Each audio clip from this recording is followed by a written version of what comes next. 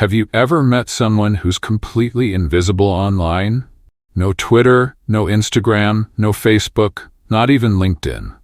While the rest of the world is documenting every meal, every vacation, every fleeting thought, they're nowhere to be found. And it makes you wonder, what's their deal? In a society where your digital presence practically validates your existence, choosing to stay offline can seem almost radical. Some people might call them paranoid. Others might think they're hiding something. But the truth behind why certain people avoid social media entirely is far more interesting than you'd expect. So let's explore the fascinating psychology of people who've chosen to live outside the algorithm. First, we have the internally validated. These are individuals who've built their confidence from the inside out. They don't wake up wondering how many likes they got overnight, because their self-worth isn't tied to external metrics. They're not waiting for strangers to tell them they matter. Their identity is solid, grounded, real. It doesn't shift based on comments or follower counts. Validation for them isn't something they hunt for online. It's something they've already cultivated within themselves. They know exactly who they are when nobody's looking, and that's enough. While others are crafting the perfect caption or choosing the right filter, they're simply living. Not performing, not broadcasting, just existing with a quiet confidence that doesn't need an audience. It's not arrogance, it's self-sufficiency. They use their phone as a tool, not as a mirror reflecting their worth back at them. Then there are the boundary keepers. These people see their personal life as something precious, not something to be distributed freely across the internet. They treat their privacy like a limited resource, and they're extremely protective of it. For them, life isn't content. It's experience.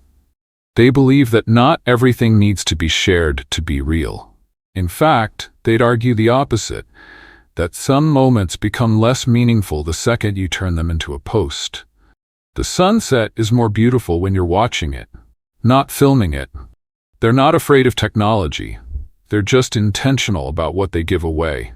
In a world where oversharing is automatic, their restraint feels almost countercultural. They've drawn a line between public and private, and they guard it carefully.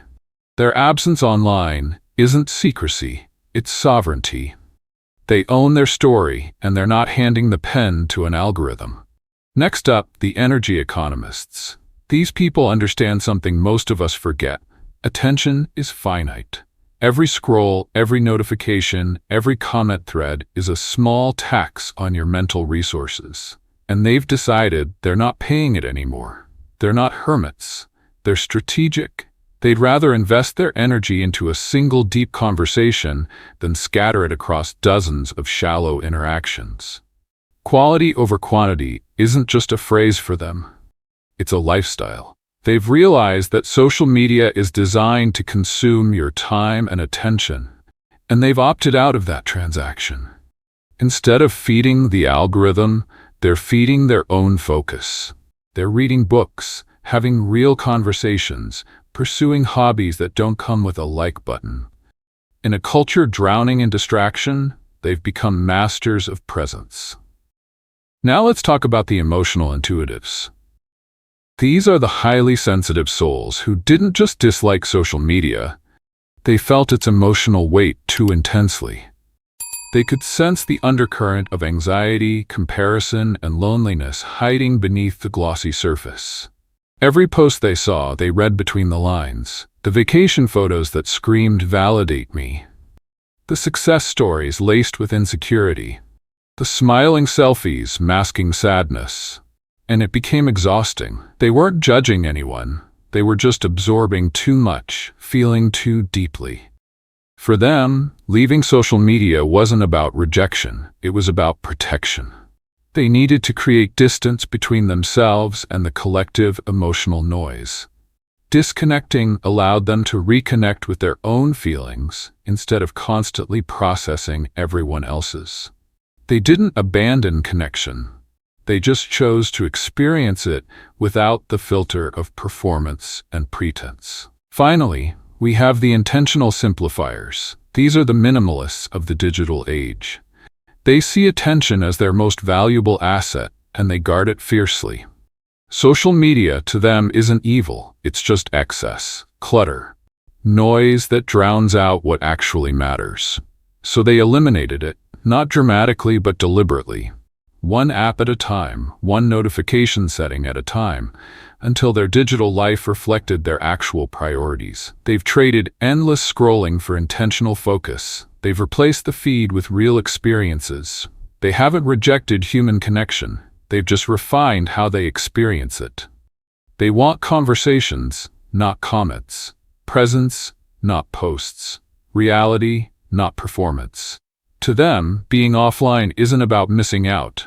It's about tuning in to what's actually in front of them. Here's what ties all these people together.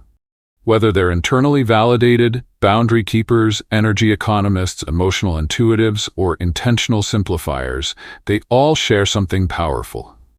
They've broken free from the reflex, the automatic need to document, perform, and broadcast their existence. They didn't leave social media because they failed at it. They left because they realized they didn't need it.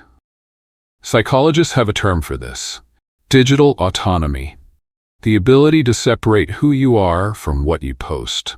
In a world obsessed with visibility, choosing invisibility can be an act of strength. You don't need to be seen to be real. You don't need to post to be present. Your life doesn't require an audience to have meaning. So maybe that person you know who never appears online isn't missing out. Maybe they found something the rest of us are still chasing. A quieter existence.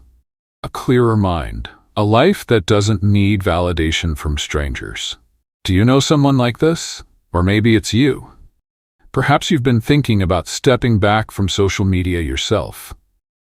Drop a comment and let's talk about it. And if this video gave you something to think about, hit that like button and subscribe for more deep dives into human psychology and behavior. Thanks for watching, and I'll see you in the next one.